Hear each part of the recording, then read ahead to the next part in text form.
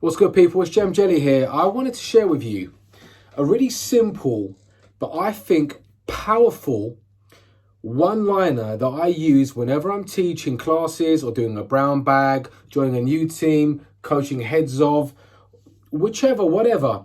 But to make sure people understand where I'm coming from as a coach or a teacher. And where that is from a place that says, I am not wedded to any ideology or any philosophy. If I'm wedded to anything, it's about making sense of problems and then using the right means to explore those problems. So what is that question or that one-liner? What is better, a spoon or a fork? Now, the obvious answer is it depends. And that is perfect. Because what this does is it creates a perception of somebody who is not an evangelist trying to be Agile Jesus, but somebody trying to make sense of the world. And this becomes a lovely kind of segue into eradicating the belief of it's Agile versus waterfall or it's Kanban versus Scrum. No, it's rather an and. It depends. If we're doing predictive things that can be repeatable over a short period of time and they're linear, great.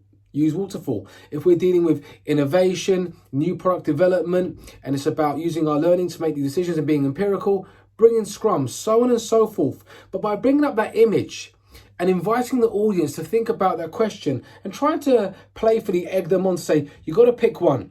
If you had to eat with one tool for the whole Christmas period, let's make it relevant to this time and this season, would it be a spoon or a fork? And people are going to sometimes pick one of the two, okay? A spoon seems to be more popular in a certain class that I did recently for whatever reason.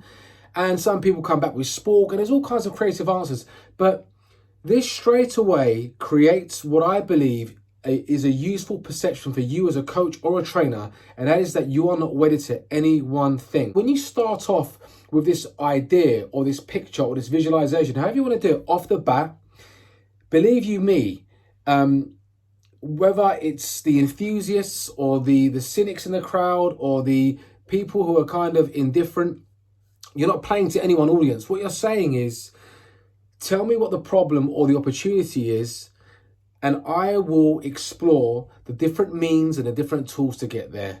I'm not wedded to a spoon or a fork or Agile or waterfall. What I'm really interested in is trying to find out how we can bring value to the given situation. I hope that's useful.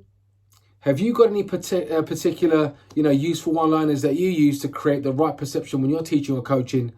Feel free to throw down. Thanks for watching. Peace.